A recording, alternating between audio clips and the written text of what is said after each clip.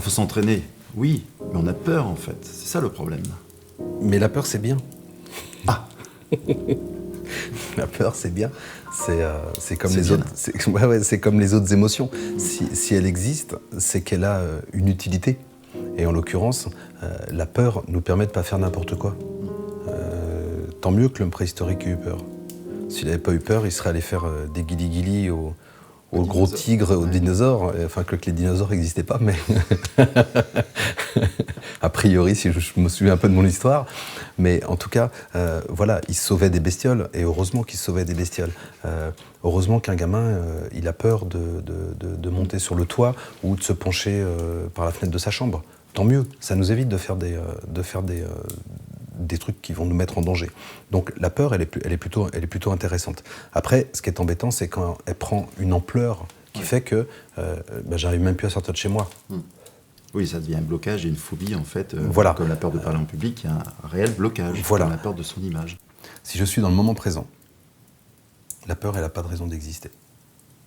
Si je suis au moment, là, ici et maintenant, je ne suis pas en train de penser. D'accord ? La peur, elle se fonde avec un scénario que je me fais dans ma tête. Je vais passer dans la caméra, et puis je vais me trouver nul, et puis ça va marcher, et puis je vais bégayer, et puis je vais. OK ? Donc ça veut dire que je suis en train d'imaginer que ça va être une catastrophe. Et plus je vais imaginer que c'est une catastrophe, plus je vais être bloqué, parce que plus je vais avoir peur. Et en fait, on fait une petite balade, du yo-yo, entre le mental et l'émotionnel. Donc ça serait une catastrophe. Et physiquement, je ne fais plus rien. Donc, le truc à faire, c'est déjà de faire quelque chose, c'est de débloquer ça, cet aller-retour entre le mental et l'émotionnel. Un des autres points sur la confiance en soi qui est important, c'est que la confiance en soi, c'est que je fais une prévision que ça va bien se passer. Ça, c'est une des premières choses. C'est dans la tête, ça va bien se passer. Je me dis, ok, ça va bien se passer. Et surtout, je vis le moment présent.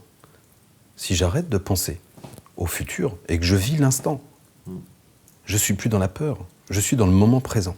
Mais ça nécessite un travail personnel, en fait. C'est Alors, le problème. Ça nécessite... C'est pas forcément répété, c'est travailler sur son inconscient, c'est qu'est-ce qui se passe, c'est travailler sur soi. Maintenant, pour moi, dans ma croyance, la chose principale, c'est l'envie.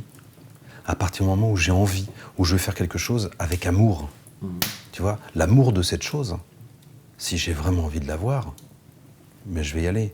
Mais si je suis moyennement motivé, si j'ai pas de représentation claire de ce que ça va être une fois que je l'aurai atteint. Représentation claire, c'est qu'est-ce que tu vas sentir, comment tu vas être quand tu l'auras atteint, qu'est-ce que tu auras, qu'est-ce que tu entendras, qu'est-ce que tu sentiras. Si tu mets pas ça en place, ouais, tu n'auras pas forcément envie de le faire. Moi, si demain on me dit, tiens, est-ce que tu as envie de devenir un super champion de surf ?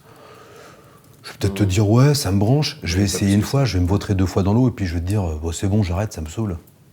Mais parce qu'au départ, c'était pas un truc que j'avais super envie.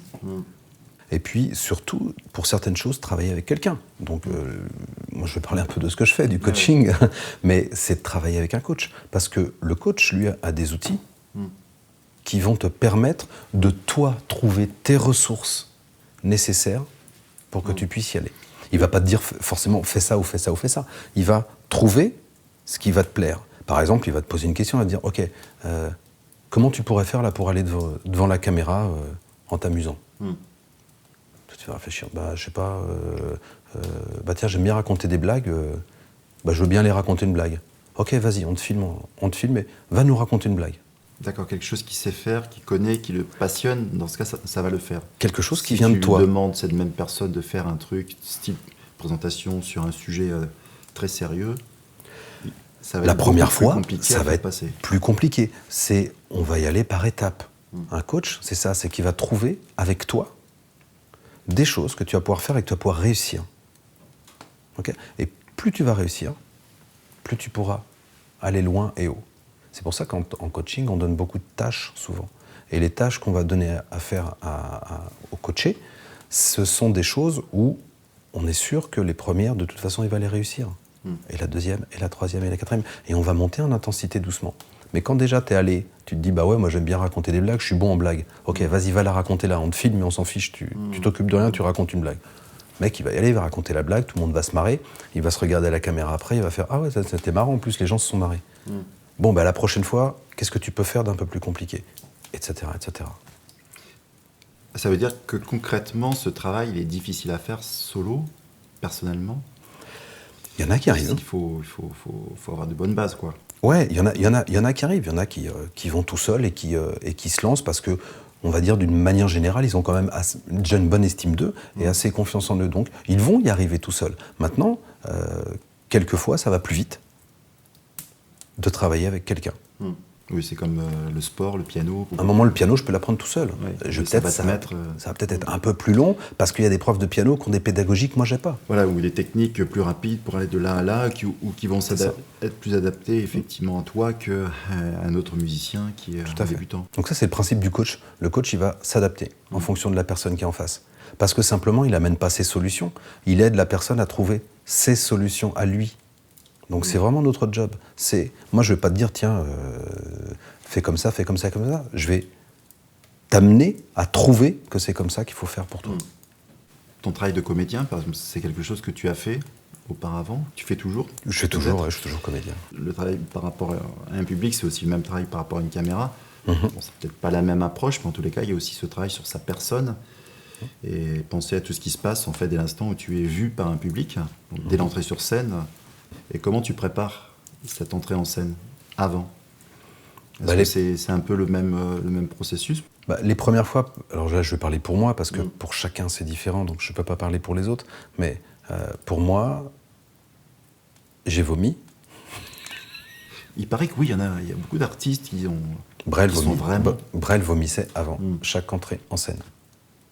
Tu ne peux pas imaginer le nombre de comédiens qui, avant de rentrer en scène, dans leur tête sont « mais pourquoi je fais ce métier-là quoi ? Je ne veux plus le faire, je veux arrêter. Demain, je veux faire un autre métier. » C'est vrai que moi, j'ai aussi travaillé avec des artistes et, sur le plan technique, et c'est sûr que souvent, il y a une personne qui est sur scène et la personne à côté est complètement différente. Et, c'est ce qu'on appelle une baguette magique qui fait que dès l'ouverture du rideau, il y a un truc... Mais avant, ça peut être l'enfer pour certains. Mais avant, c'est l'enfer. Les 10 premières minutes avant. Alors là, encore une fois, je parle pour moi. Il y en a pour qui c'est pas l'enfer du tout. On entend souvent ça, de toute façon. Même beaucoup de timides, a priori, sont après acteurs ou comédiens. Ouais. En fait, ils travaillent sur leur timidité grâce. C'est une Alors après, c'est le travail d'être... T'en as qui vont travailler avec la manière de... à partir du moment où je rentre dans la peau d'un personnage, en fait, je suis plus moi. Et ce personnage, il n'a pas peur. Oui, donc d'un seul coup, je n'ai plus peur, puisque je suis devenu ce personnage. Ça, c'est une des choses qui peut se passer. Je ne dis pas que c'est celle-là à chaque fois, mais c'est une des choses qui peut se passer. Et puis après, quand tu es sur scène, tu as cette espèce de truc où tu oublies tout et tu joues. Parce qu'en même temps, attention, quand on va sur scène, on a répété. Oui. D'accord. Il y a aussi ce travail préparatoire, en fait. On est toujours au travail préparatoire. Permet plus ou moins, une fois que tu es à l'aise avec ton contenu, avec ta prestation. C'est pas plus ou moins, c'est que tu t'accroches à ça, en fait. C'est ce qui te permet d'aller sur scène. Parce que tu te dis, ok, mais hier, je sais que je connais mon texte. Je sais qu'une fois que je suis parti, ça roule parce que je l'ai répété. Donc le plus dur moment, c'est de faire ce premier pas. D'où l'intérêt d'avoir un coach qui te pousse. C'est ça qui te... Je veux pas y aller. Et là, de toute façon, t'as plus le choix. Tu es obligé. Toi, t'as plus le choix. Tu peux pas faire, excusez-moi, je vais m'en aller. Non, c'est... Et puis, paf. Et puis, il y a toute cette habitude que tu as eue de jouer, de répéter, c'est ce qu'on appelle des ancrages. C'est là. C'est-à-dire que dès que tu mets le pied sur scène, tu joues le rôle. Tu deviens ce rôle-là. Tu deviens ce rôle-là. Et il n'y a plus de problème, c'est tu joues. Tu joues. À partir du moment où tu es vraiment dans ce rôle. Alors, est-ce qu'il faut, justement, une petite transition par rapport au jeu, tu parles de jouer. Est-ce que, pour quelqu'un qui veut passer devant une caméra, est-ce qu'il doit aussi jouer une personne, ou est-ce qu'il doit être authentique et soi-même pour pouvoir bien être à l'aise? Encore une fois, ça dépend de l'objectif. Moi, quand je passe sur scène ou que je fais des formations, j'ai envie d'être moi.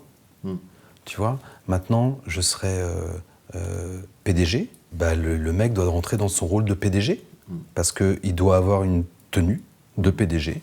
Il a des choses à défendre. Il peut pas être le mec du dimanche avec sa famille. Il a un rôle, il a une casquette à mettre à ce moment-là. Donc dès l'instant où tu passes, que ce soit devant une scène, devant une caméra, finalement, tu as une casquette, tu as un rôle à jouer. Même si c'est toi-même, Même si c'est toi-même, en tout cas, oui, ouais, et voilà. toi-même, tu dois te mettre en valeur, tu dois travailler sur toute ton apparence. Effectivement, quand tu travailles avec des gens en entreprise qui doivent passer devant la caméra, tu fais tout travailler. Et même avec des comédiens, quand il y a des stages de caméra, tu travailles tout, parce que le travail devant la caméra n'est pas le même que sur scène. Mais si on reprend l'exemple de quelqu'un qui n'a pas du tout l'habitude et qui doit passer devant la caméra parce que c'est un chef d'entreprise ou X raison, oui, avant, il va travailler avec quelqu'un, il va travailler tout ce qui est verbal, donc sa voix, son débit, la tonalité, le volume, etc., etc. Il va travailler tout ce qui est non-verbal, donc ses gestes. Il ne va pas venir comme ça, bonjour, alors je viens vous parler. Toi, ça il y en a qui le font d'ailleurs. Mais il y en a qui le font, donc, mais ils ont besoin d'être coachés. Ils ont besoin d'être coachés pour plus, le coup. Parce que sinon, d'un seul coup, les gens sont en face et se disent bon, bah, ça marche pas très bien, je vais peut-être pas aller investir dans son entreprise, tu vois, il me paraît pas sûr le garçon. Donc ça, c'est vraiment du travail, mais on en revient toujours, hein, c'est du travail avant, du vrai travail. Quand tu vois, si tu connais je sais que tu connais les conférences TED, TEDx. Bien sûr, c'est répété. C'est répété, ils sont coachés, ils savent exactement ce qu'ils vont dire, est-ce qu'ils vont bouger, est-ce qu'ils vont pas bouger. Tout est travaillé.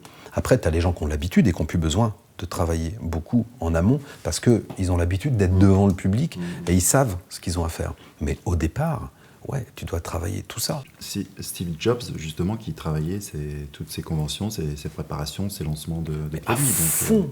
La technique, et il préparait des textes, il préparait la mise en scène, l'envoi de slides, etc. Tout ça, c'était. Mais toutes ces entreprises-là qui à un moment vont faire des conférences ou vont faire vont présenter des nouveaux projets, enfin des nouveaux appareils, mais c'est répété, surrépété, et ils sont coachés à mort. Et en l'occurrence, sont aussi coachés sur comment être plus à l'aise.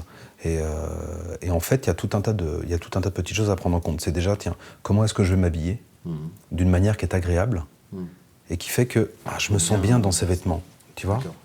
Donc ça, c'est important. C'est quel vêtement je vais pouvoir mettre, qui passe, bien sûr, Voilà, s'il est bien en jogging, mais qu'il doit faire une présentation du dernier iPad, il va pas y aller en jogging. Mais comment est-ce que je peux mettre, et du reste, tu as vu comment ils sont en général aux États-Unis, plutôt chemise ouverte, un peu décontractée. Donc voilà, comment je vais m'habiller pour me sentir bien, et avant d'aller sur scène, avoir une image de moi dans la glace, tu vois, je me dis ouais, j'aime bien être comme ça, je me sens bien.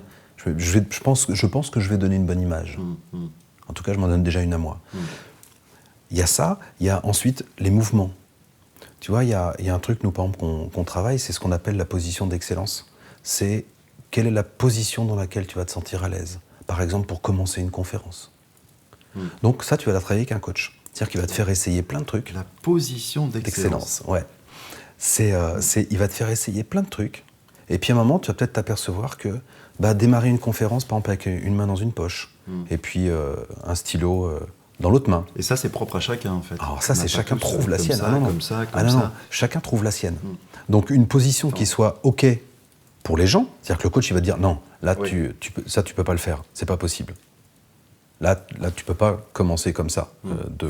Mais, donc, qu'est-ce que tu pourrais faire? Et tu cherches avec lui, tu cherches plein de trucs, et à un moment, tu trouves cette position, que ce soit debout, que ce soit une position, par exemple, qui soit agréable pour aller chercher du travail quand tu vas avoir une interview devant quelqu'un. Tu sais que tu vas passer un entretien d'embauche, que tu vas t'asseoir en face de la personne, et tu vas travailler cette position pour pas être avachi ou pour pas justement être fermé, pour qu'elle qu'elle se dise, tiens, j'ai quelqu'un qui a l'air d'être qui est pas mal, qui a l'air d'être bonne assurance. Et que toi, en plus, cette position soit suffisamment naturelle pour toi pour que tu sois bien avec. C'est-à-dire que c'est pas une position qu'on va t'imposer en disant, tu sais, pour un entretien, il vaut mieux que tu sois comme ça, parce que si je me mets comme ça, en serrant les fesses, moi, je serai pas bien pour répondre aux questions. Ça sera pas agréable du tout. En revanche, je vais trouver un compromis entre les deux, entre qu'est-ce que je peux faire pour que ça aille pour l'autre, et qu'est-ce que je peux faire pour que ça soit en plus agréable pour moi. Et donc, tu vas travailler cette position avec quelqu'un qui va te faire travailler ça. Et ça, encore une fois, on ne peut pas le trouver tout seul, cette position. C'est compliqué parce qu'il y a peut-être des gens qui vont me dire à un moment, non, ça, tu peux pas, en recrutement, tu peux pas te mettre comme ça. Et moi, je le sais pas, ça. Moi, je le sais pas.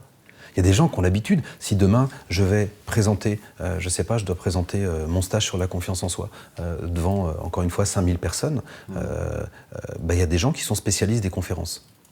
et qui savent ce qui passe bien et ce qui est bien pour le public. Moi, je ne le sais pas forcément ça. Donc, je vais écouter ces gens-là. Bien sûr, je vais amener mes trucs à moi. Leur dire non, ça me convient pas. Ça, là, si vous me faites faire ça, je vais être vraiment mal à l'aise. Donc, on va trouver quelque chose. Mais on va le trouver ensemble.